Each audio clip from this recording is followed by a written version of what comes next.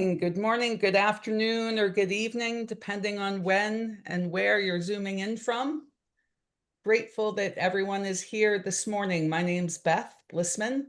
I have the pleasure of serving as the United Nations representative for both the Loretto and BVM communities.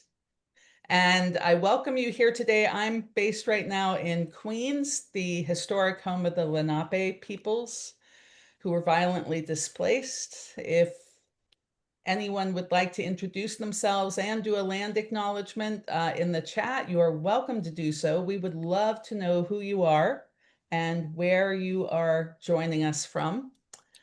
We don't have time to do introductions because we have a great crowd today and a wonderful program prepared for you. So I will simply open with a prayer as we head towards the International Day of Peace, and then turn it over to my colleague, Sister Karen, for an official welcome. Karen Conover. Let us pray. God of the nations, look upon the lands devastated by war and show us the way to peace. Turn our guns into plowshares and our bombs into bread. Remove hatred from our hearts and vengeance from our memories. Give us the wisdom and the will to end terrorism and war, whether in lands far or near, or in the confines of our families, communities, or our own hearts. Help us to remember that we are one world and we are one family. Grant this through the intercession of peacemakers of all times and all places, especially those who have suffered persecution and even death for the sake of justice and peace. Once again, I would ask people to mute yourself if you're not speaking. And at this point, I'm deeply grateful to turn it over to my BVM colleague, Karen Conover, for an official welcome. Good morning, and thank you for joining us. I add my welcome from Beth to everyone on this Zoom. My name is Karen Conover. I'm a sister of charity of the Blessed Virgin Mary, now living in Dubuque, Iowa, at our congregational headquarters. A background for me, I ministered in secondary education. In the last 35 years, I was in 2 all-girls schools in the Bay Area of California. So I'm very passionate about the flourishing of women and girls. Since 2011, my congregation has partnered with the Loretto community in their efforts at the UN, and we're especially grateful to Beth Bblissman and her predecessors for their energy and expertise. Just a year ago, I came on as one of 2 BVM representatives to what we now call Loretto BVM at the UN. It has been a whirlwind endeavor to learn about the UN, its many acronyms, how it functions, and how the various non-governmental organizations can impact, amplify, and promote the UN's Sustainable Development Goals, in particular, number 5, gender equality. One of the enriching contacts of this partnership happens early, every other Thursday morning, when the Loretto BVM at the UN Advisory and Action Committee meets via Zoom. It is out of that group of approximately 10 participants that the presentation this morning arose. So on behalf of all the members of the Advisory Committee, I welcome you. And now back to Beth. Thank you so much, Karen. And thank you for also mentioning all of my predecessors. There have been 7 of us so far, 5 who are Loretto sisters, and then the first layperson in the position, my immediate predecessor, Sally Dunn, left very large shoes to fill. I will simply say that. Sally is a co-member of Loretto who has a background in the business world and came to this position back in 2008. Sally's the one who actually started our program where we bring high school students to the United Nations each year for the Commission on the Status of Women. And to kick off this reflection about the 80th anniversary of the United Nations, we're going to hear from Sally via video, just reflecting on the UN, why it was founded, and our particular role as society at the UN. So thank you, Natalie, for popping up the video of Sally.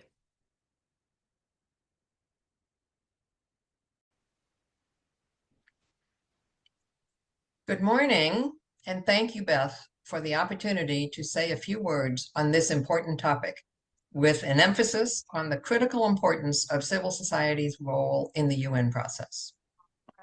I start with a quote. 80 years ago, from the ashes of war, the world planted a seed of hope. One charter, one vision, one promise, that peace is possible when humanity stands together. That was a quote from Secretary General Antonio Guterres in a presentation on June 26th of this year, commemorating the fact that the UN Charter was signed on June 26th, 80 years ago. Note that the Secretary General said, when humanity stands together, not when governments stand together. And here is another relevant quote. This is the preamble of the UN Charter. We, the peoples of the United Nations, determined to save succeeding generations from the scourge of war, which twice in our lifetime has brought untold sorrow to mankind, and to reaffirm faith in fundamental human rights, in the dignity and worth of the human person, in the equal rights of men and women and of nations large and small, and to establish conditions under which justice and respect for the obligations arising from treaties and other sources of international law can be maintained, and to promote social progress and better standards of life in larger freedom. And for these ends, to practice tolerance and live together in peace with one another as good neighbors, and to unite our strength to maintain international peace and security, and to ensure by the acceptance of principles and the institution of methods that armed force shall not be used save in the common interest, and to employ international machinery for the promotion of the economic and social advancement of all peoples, have resolved to combine our efforts to accomplish these aims.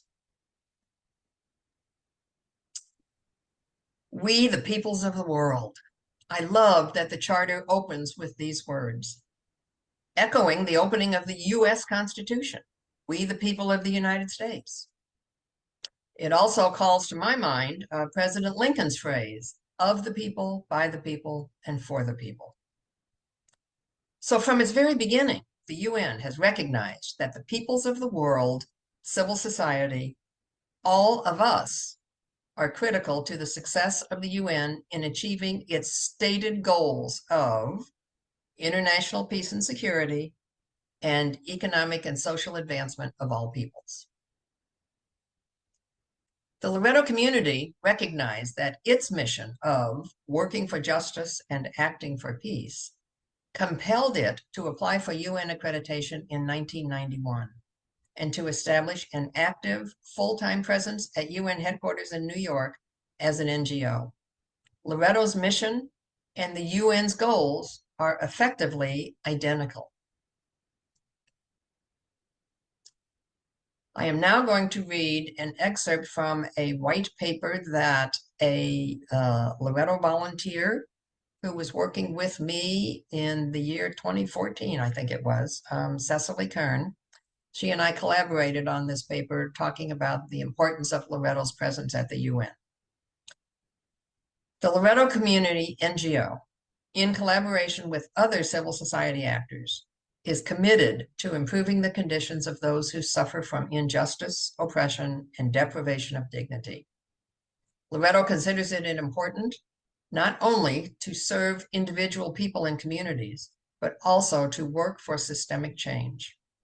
Loretto's status at the United Nations allows it to elevate the stories, experiences, and needs of people at the grassroots and use them to advocate for policies for peace and justice around the world. On the global stage, the voices of the people are essential for determining the true areas of need of the most vulnerable populations and for determining culturally appropriate and efficient implementation of policies. In an international system focused on efficiency and economic development, the Loretto Community NGO plays an important role in advocating for a human rights-based framework that respects the dignity and participation of all people. As I said, this was compiled over 10 years ago, and it's still absolutely right on as far as the need for Loretto and other important NGOs and civil society to maintain our active presence at the United Nations. Thank you. Thank you, Sally. That was a very helpful overview of the history or herstory of our presence and the reasons why we're here and the overall view of the reasons why the UN exists.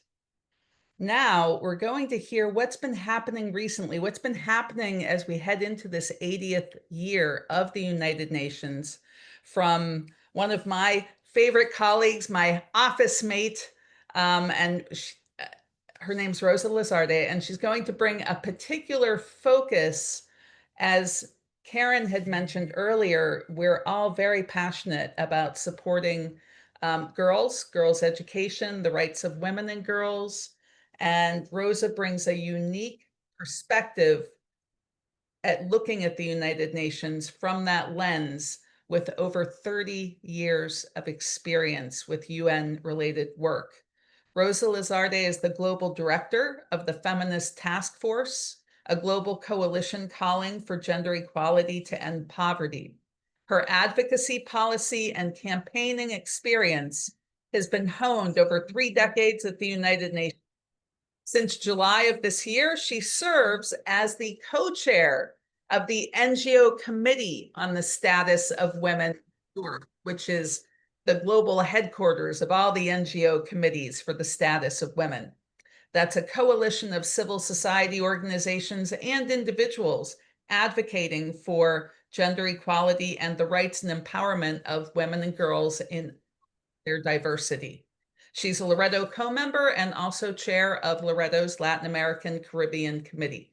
So over to you, my friend. Take it away, Rosa.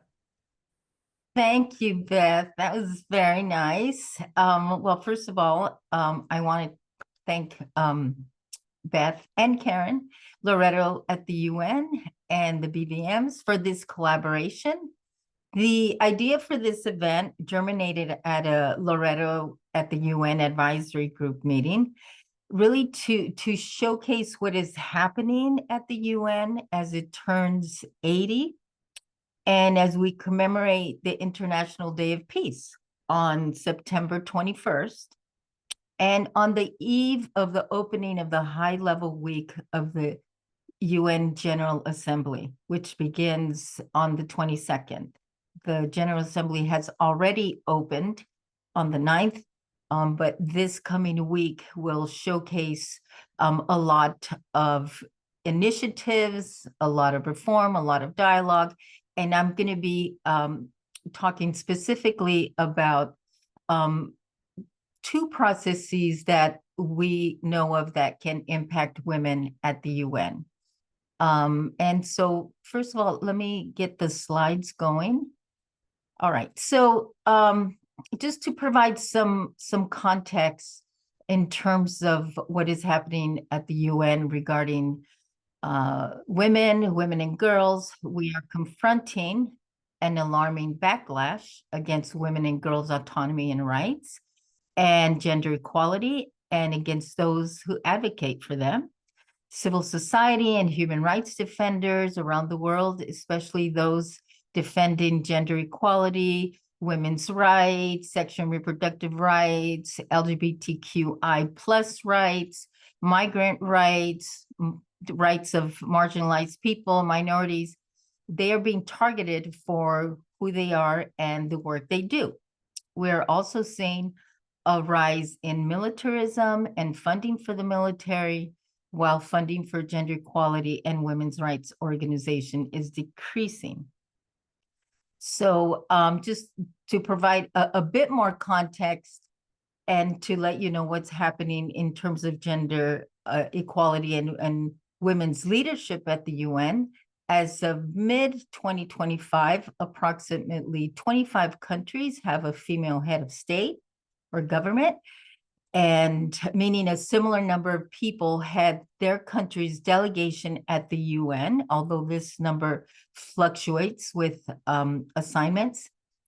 However, women remain underrepresented in diplomacy. For instance, only 21% of UN permanent representatives were women as of 2025. Just let me correct, 5 women have been elected as president of the General Assembly, because the 5th one was just elected a week or so ago, and as president of the General Assembly, and that is representative from Germany. And we have had 0 women as Secretary General. We know that next year there will be an election, so we're advocating for a female to head that. So in terms of the 2 processes that are happening at the UN, and I'll begin with the first one, and let's change the slide, Natalie. Yeah, UN 80 initiative of reform. This is a process that the Secretary General has launched a year ago. It began to develop, and in March of this year, the Secretary General laid out this initiative to transform how the UN works.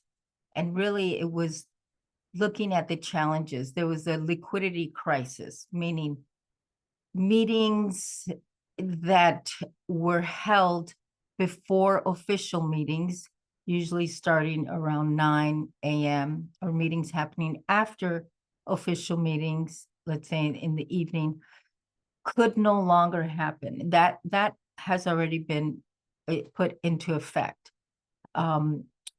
Interpretation was reduced for meetings. Side events were also decreased because of this liquidity crisis. Multilateralism crisis. Many were questioning the validity of the UN, and this was happening in very many different spaces.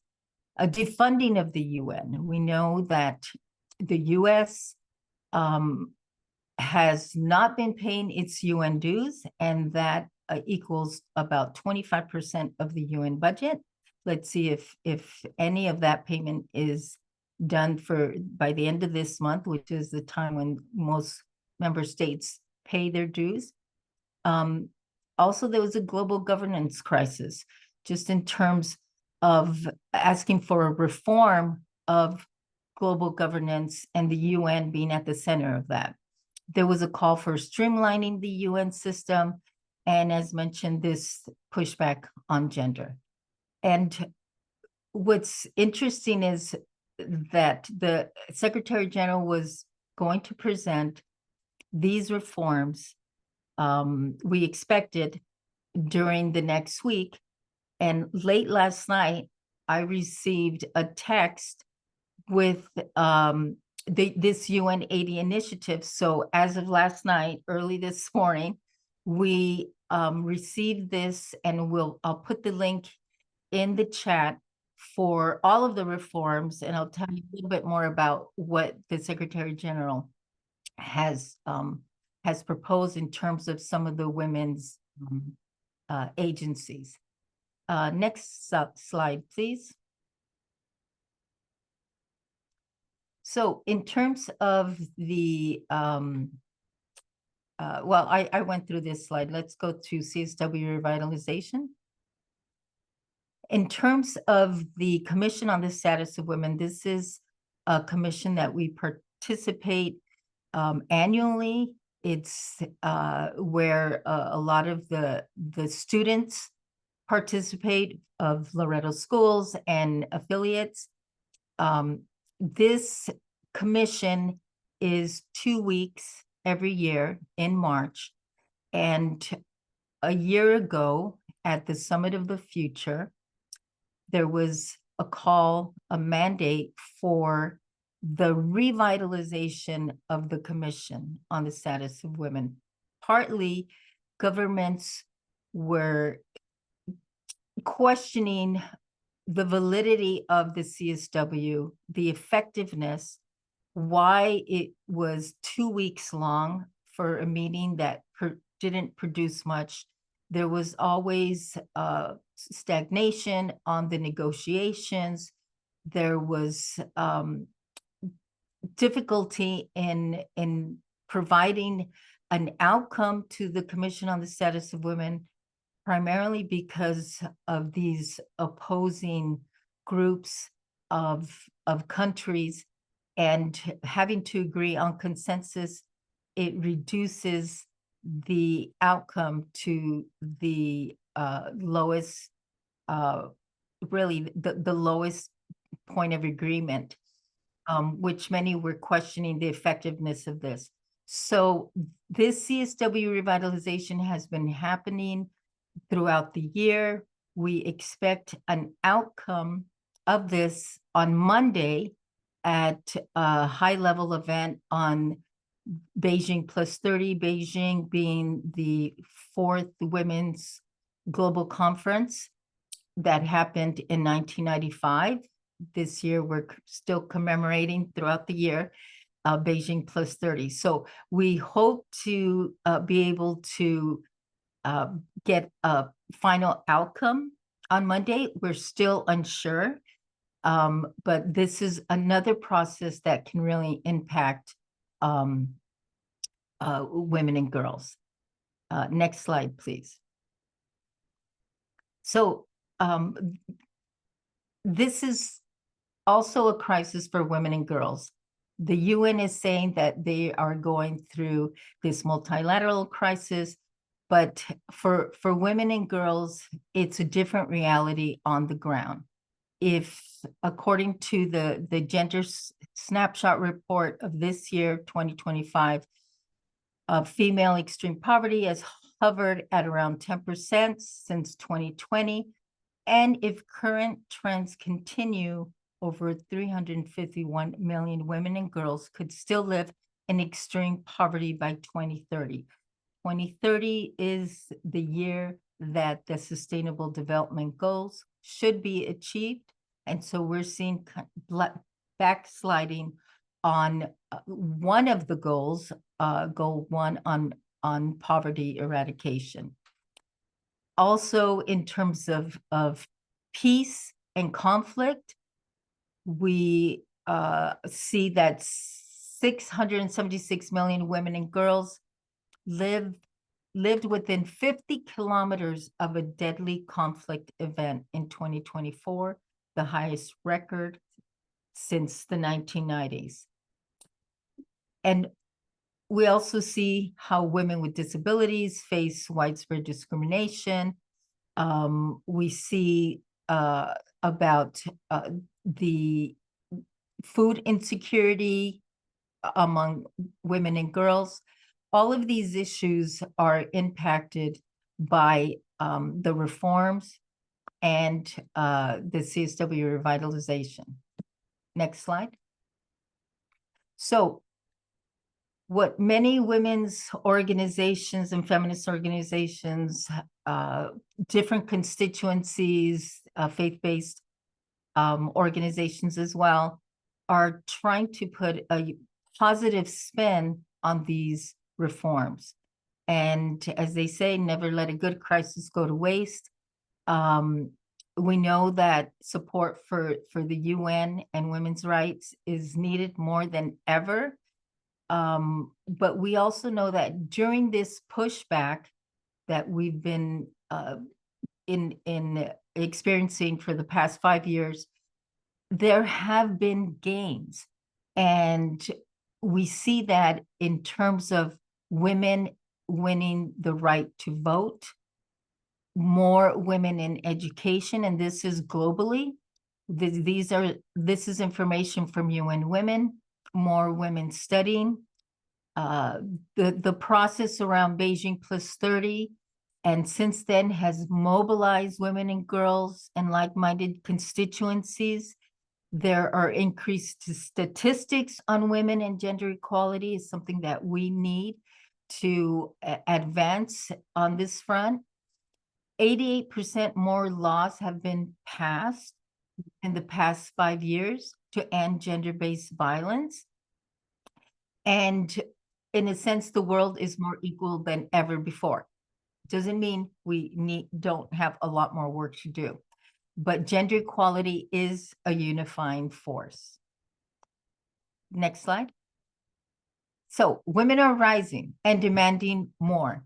There's an initiative sent to the Secretary General with these 4 points about how to reorganize the UN and the UN's gender equality work, about the UN 80's cost-saving efforts, and requiring that gender equality experts be at the table, because we know if you're not at the table, you are on the menu, and about preserving and expanding the important gains made during the Secretary General's gender parity strategy.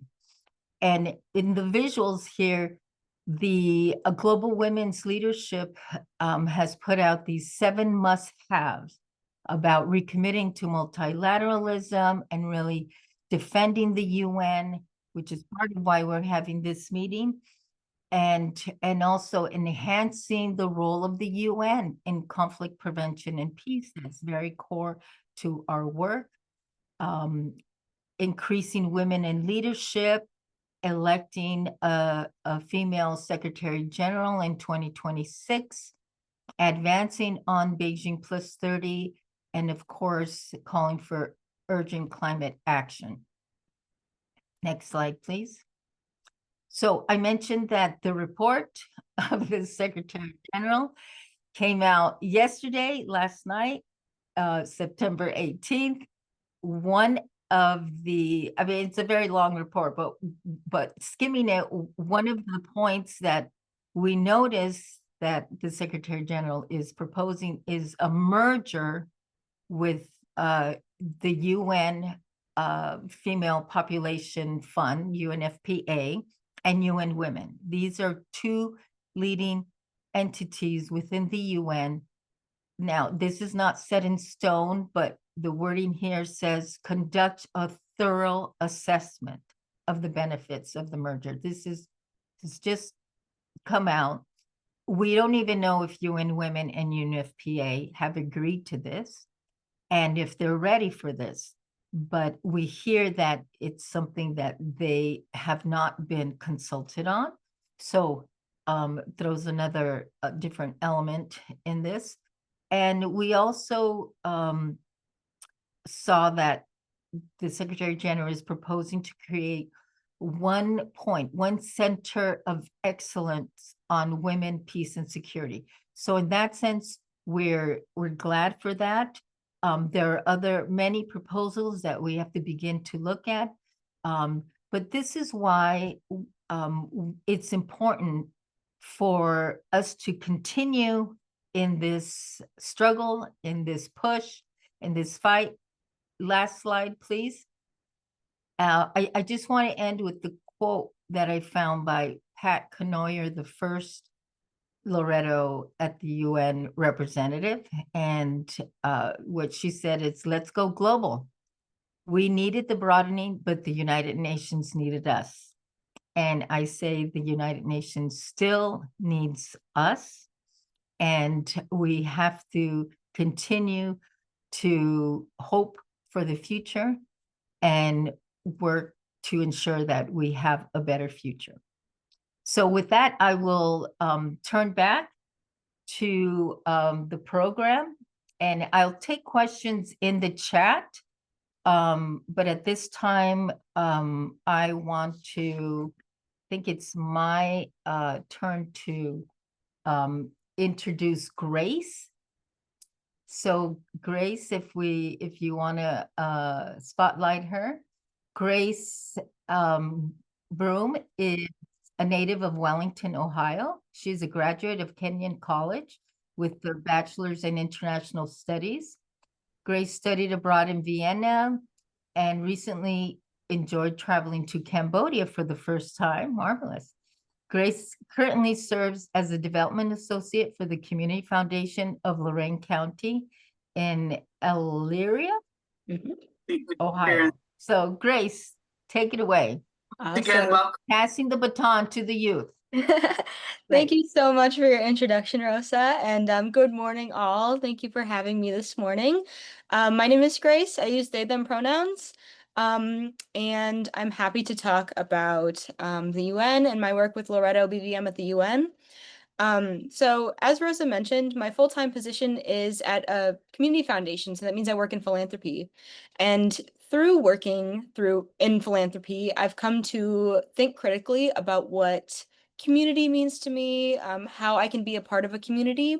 And while my work is with local community, I've really thought through this internship about what it means to be a part of a global community. So for me, I want to say that I'm representing myself as a Gen Z, but I think that I can generalize a little bit to say that I'm speaking for most Gen Zers, that whether we know it or not, we are all part of a global community. And that means not just relying on each other economically speaking, but emotionally and mentally and artistically. So we need spaces like the UN for people to thought share and collaborate and build relationships. Because it allows us to understand each other.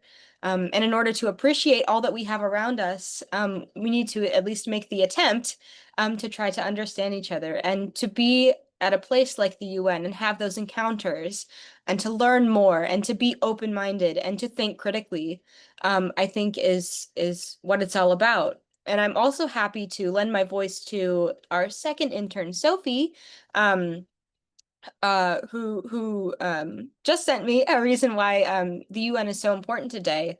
And she mentions that in the face of rising fascist and isolationist tendencies of major global powers, the UN's role is paramount in maintaining international cooperation and dialogue. So she mentioned it. I think as Gen Z, we see our country, we see the United States increasingly becoming isolationist, and a tendency for individuals to tend towards I wouldn't say radical isolationism, but we increasingly see the need for these encounters to grow and to think. So thank you again. Thank you all for the participants on this call for being a part of a global community and for lending your time, your talent, your treasures to make our global community safer for all of us. And now I'm happy to introduce Kathy Wright. Kathy joined the Sisters of Loretto in 1986 and continued her service to a variety of nonprofits, including Narings Hall and Loretto Academy. And Loretto, with her financial skills as a CPA, she has enjoyed serving on many committees, including the Investment Committee, Guatemala Sister Committee, Community Committee, sorry, Executive and Finance Committees, and Forum. Kathy lived and worked in Haiti, where she fell in love with people there. She now resides in Lebanon, Kentucky, and currently serves on the Loretto Community Executive Committee. Thank you, Grace. It's my pleasure now to move on to the section of what's next. You've heard about what the UN has done and all of the work that still needs to be done in this global world in which we live. So the first person I want to ask to talk to us is Alice Kitchen, who has long been involved in a number of programs and in the UN. And so I'll turn it over to Alice. She might have stepped away. Okay. maybe we can call on either Beth or you, Grace, to talk about the CSW and the high-level political forum. Sure. Actually, Grace, do you mind taking that since you've recently attended both? And then I'll talk about our next effort with Sisters Rising Worldwide. Sound good? Sure thing. So as Beth mentioned, I had the incredible, amazing opportunity to attend both CSW 69 and the High Level Political Forum in July. This was an experience that I never before thought I would be able to have, really. I'm from a tiny town in Ohio, so being an intern with Loretto and BVM at the UN has really allowed me to be in these awesome spaces. So for CSW, we brought a delegation of high school students, which was really awesome to get their perspective and see through their eyes how they collaborate and they grow and they learn more about our global community, as I mentioned before. A high-level political forum was something super fun, super cool. For the first time, I believe ever, Beth, please correct me if I'm wrong, we had an intergenerational delegation to experience high-level political forum and learn more about the Sustainable Development Goals and about the UN in general. I think both these opportunities, and I think uniquely through my eyes, comparing and contrasting the two experiences was so fascinating. And I know that both delegations were just being in the space with people from other cultures who are speaking different languages, who are interacting with others, and lending their unique points of view, I think was very eye-opening. And I talk about thinking critically a lot, but I think this is a skill that is like a muscle and it needs to be exercised. And these two places are such a great way, or these two events, experiences are a great way to exercise that muscle. So for me, and as a Gen Zer, I reiterate my point that the UN and this international institution is so 100% necessary to have these interactions and to have these encounters. So I'm happy to let the baby bird fly to you, Beth, to talk about Sisters Rising. All right, great. Thanks so much, Grace. I appreciate that. And just a note that we bring high school students from primarily Loretto or BVM founded high schools at this point. We're only in collaboration with 4 high schools. We are open to collaboration with more high schools if they would be open to helping us fund keeping our office going and moving throughout the future. I'll put my name and email into the chat in case anyone wants more information about our work either in the spring at CSW with high school students or over the summer at the High Level Political Forum. We have started bringing intergenerational teams because one thing we truly believe in at Loretto BVM at the UN is intergenerational dialogue. Before I talk about one of our new collaborations, I see Alice Kitchen is back at her desk, and you all need to hear from her about the Cities for CEDAW movement. So over to you, Alice. All right. Well, CEDAW is an abbreviation for the Convention to Eliminate Discrimination Against Women and Girls, and we've added in all their diversity. In 1979, the UN established the CEDAW Convention, and thereafter, 189 countries around the world signed on. Palau, Togo, Iran, Sudan, Somalia, and the United States did not sign. And treaties are always signed by the Senate, and the Senate has never signed on. And some brilliant women in our country decided, well, if we can't have it at the federal level, we'll make it happen at the city or state level. So since that time, and well, let me back up. The requirement of CEDAW is that your country is accountable for basic standards, and that has to do with women, well, first of all, a commitment in city government, a budget, and a wage study, and then focus on women in decision-making roles and public safety and prevention of domestic violence and sexual assault. And so with Sister Mary Peter, I went to the events at the UN, and I heard a number of countries make the reports, and that's what makes it really work. You're accountable. And I sat in on the different countries, so I saw the different approaches. Now they do that in Geneva. And so in our country, we have 90 some cities that have signed a resolution. Resolutions are the intent. It's not the commitment. I mean, it's a commitment, but it doesn't make it happen. It doesn't put it in city government. So, and there are now 21 cities that I've heard, Kansas City being the most recent. And so we have met those standards. Every city is different. It took us 10 years, 3 city councils, and 2 mayors to get here. And so perseverance is the thing. And on January 17th of this year, the former president signed the ERA into the Constitution, made it there, and yet to be tested with lawsuits. And our city council unanimously supported our ordinance, and our ordinance has in it the expectations that every single department in the city and the police department meet standards that relate to moving women up in decision-making roles, public safety, and training.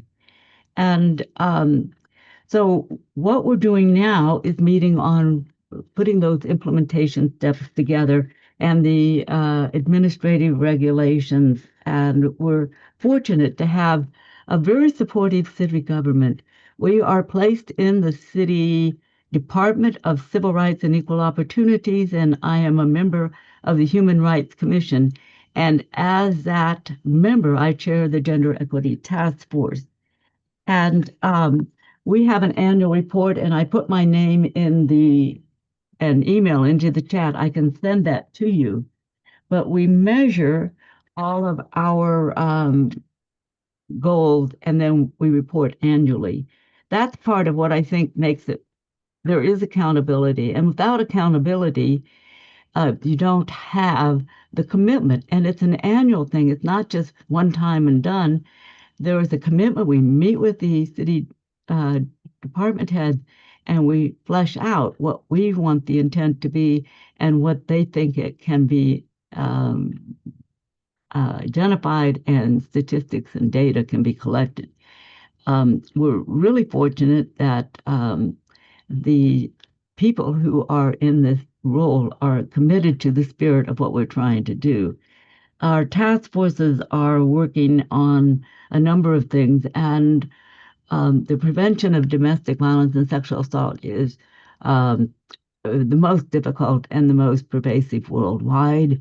We've had forums on women in war zones and women in, the whole notion of rape was not even considered a crime until the time after the Nuremberg trial, from what I understand.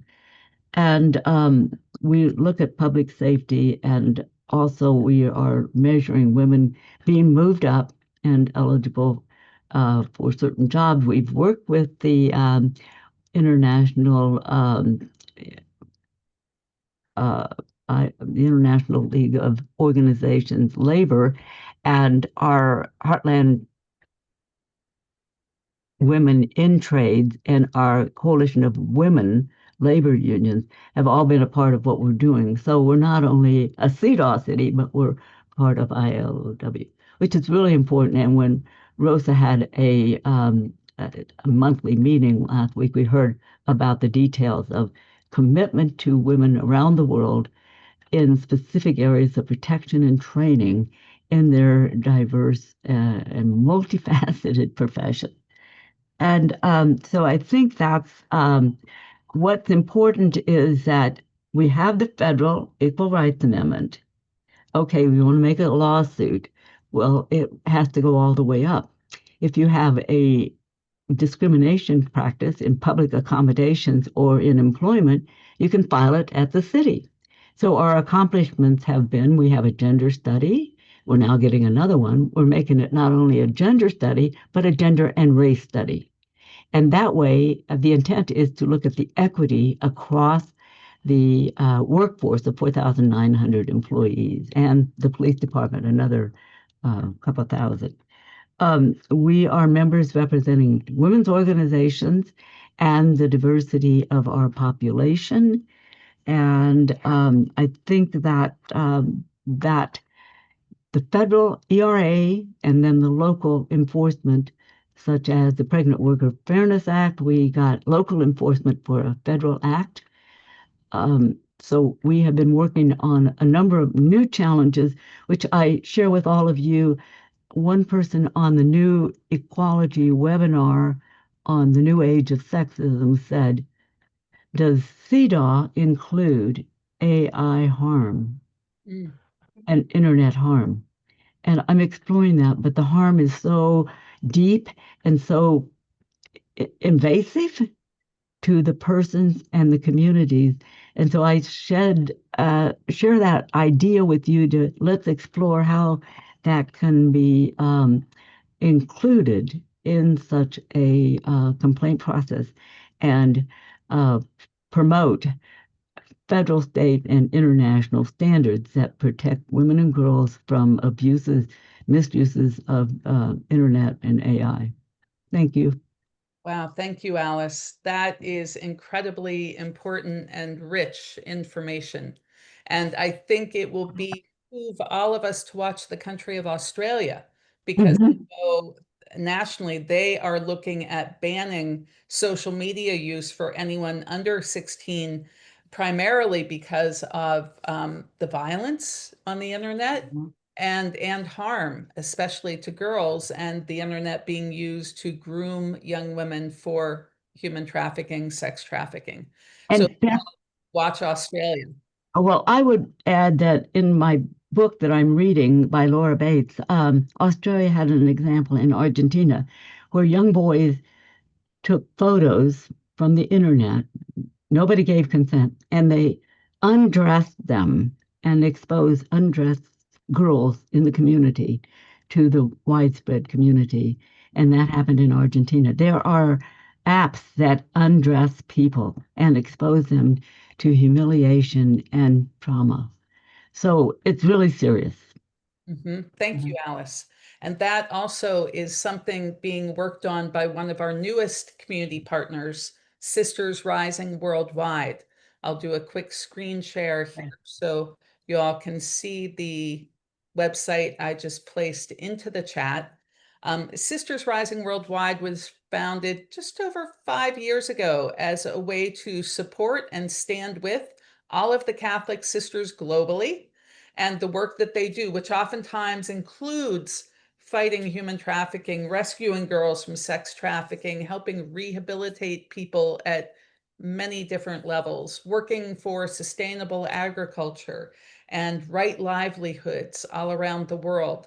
So we've been working with Sisters Rising Worldwide just over a year.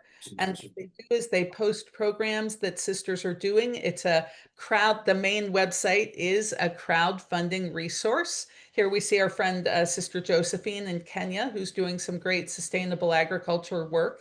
And she has a great demonstration farm. So you all can explore this website at your leisure. And I just wanted to give you a quick view for those who are sisters of what you see once you go in. There is a sisters only space called the Peace Room where sisters can network and post their programs and ask for funding campaigns. We even, unfortunately, have 16 crisis alerts, meaning famine, flood, war, things happening around the world that are big challenges for us. And what we're also trying to do right now is introduce the work of Sisters Rising Worldwide to a much younger audience. And this is where folks like Grace and our other intern Sophie have been incredibly active and vibrant and important in our work for no other reason than they really know Canva, this amazing design program that totally flummoxes me. But you know, to Grace, it's second nature. So thank you, Grace, for all your work on Canva, and a public thanks to Sophie as well, who's at work today and can't be joining us. So we're doing this program called Sister Champions Ignite. And this is a program both for college students to help people spread the word about rising worldwide. And the winners, those who help us raise the funding, they get to come present next summer at the UN High Level Political Forum. We'll set up an opportunity for them to present. And then also for high school students, we also have a Sister Champions Ignite program for high school students, which would be a pathway for them to potentially, if they are the ones who help us raise the most funding and awareness about Sisters Rising worldwide, the high school team, and high schoolers can be in teams of 2 or 3 students. The high school team that earns the most points can come to the Commission on the Status of Women next spring, CSW 70, paid for by Sisters Rising Worldwide, and present about their work and how they did it, which would certainly be something great for them to have on their young resumes as they apply for college or university. So this is an opportunity. We're going to have several info sessions next week. Right now, what I'll do is I will put my name and email into the chat. If that's something that interests you, or you know some young people who would like to be involved with this Sister Champions Ignite program, you just shoot me an email and I'll get you more information about that. And the competition to present at the UN is only open, I have to say, to US-based high school and college students. Although if people from other countries take part, we will have fabulous prizes as well, and other commensurate prizes if they happen to be the folks who bring in the most funding and opportunity. So, oh, and thank you, Erica, for taking the lead and putting your name and email into the chat. I will get you more information. So at this point, I believe I pop it back to Kathy for some Q&A. That's right. So thank you very much, everyone. And before we end this program, we'd like to open it up for questions or comments that people might have. And we'd like to keep things brief since we have limited time. And I'll count on Natalie to help me spotlight somebody who has a question or a comment. Okay, Alice. Liquidity. What does that mean, Rosa? Liquidity is basically money. It's money that is available for, you know, like I was saying, some of these extra meetings before and after the official meetings. So the liquidity is of not having this money on hand.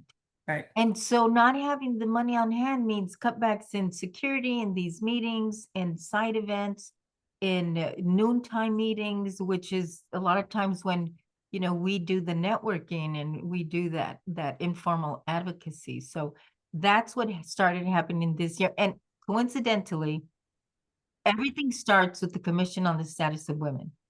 When the pandemic hit and they closed the UN, it was right before the Commission on the Status of Women, when the Secretary General started cutting back on all of these extra costs and meetings. It started this year with the Commission on the Status of Women. So it does impact our work. Thank you.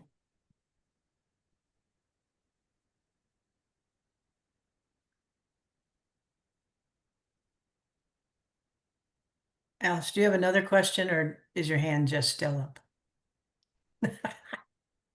Thank you.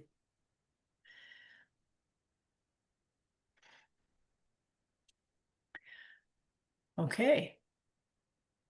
We'll give it another minute and see if anybody's hand pops up.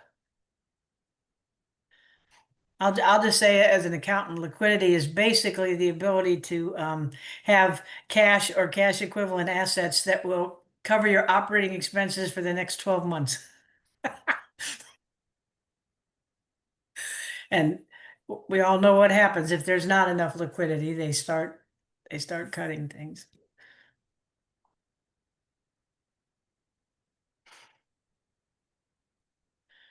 Okay, if there are no more questions or comments, Karen?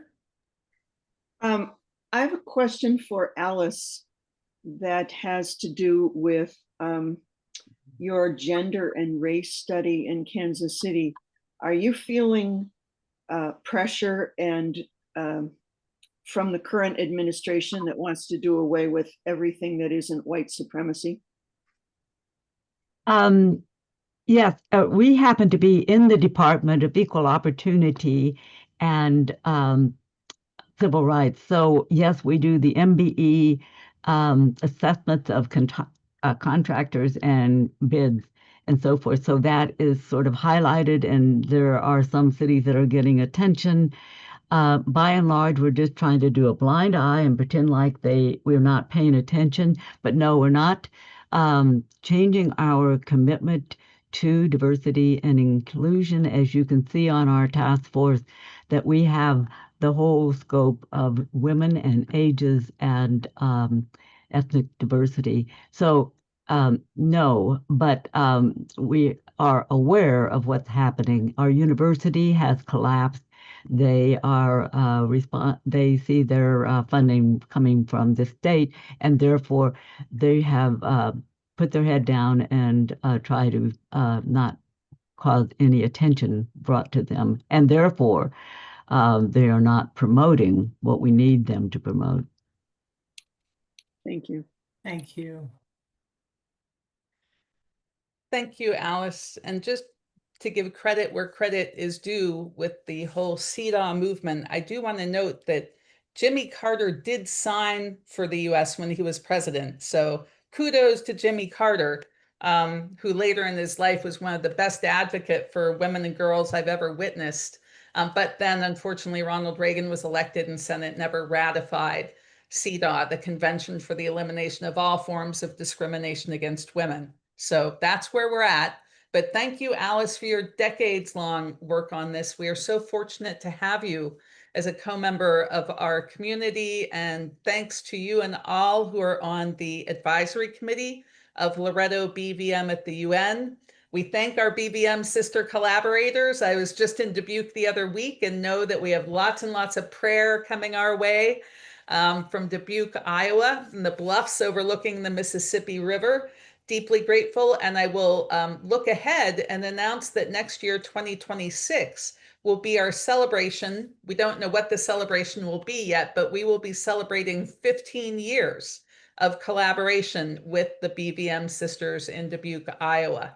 So look ahead for that. Look ahead possibly for a dialogue that we might host because it's the 80th anniversary of the United Nations. We did one at UN 75 with the BVMs and the Lorettos, and we might even open that more broadly. Thank you, all of you who have come today, who are not members of these two particular communities. I'm blessed to work with some wonderful, wonderful folks here at UN headquarters of all different religious orders and many different religious traditions. And together we try and do small steps, bit by bit, paso al paso, to move policy forward and to hold the line when it comes to gender. And deeply, deeply grateful for your positive energy, your prayers, anything that you would like to send our way, and your support, of course, of not only us, but our community partners like Sisters Rising Worldwide. We deeply appreciate that. I don't have a closing prayer per se, but I don't know. I think I'll hand it back to you, Kathy, for the last word. Okay, I didn't know there was a closing prayer, but I would just say, I hope we can all go forward from this meeting sort of renewed and re-energized to continue the work that we know needs to be done and to be as present as we can to those in need and to be as present as we can to those who can facilitate the change that is needed. And blessings on each of you and energy for the days, months, and years ahead. Amen.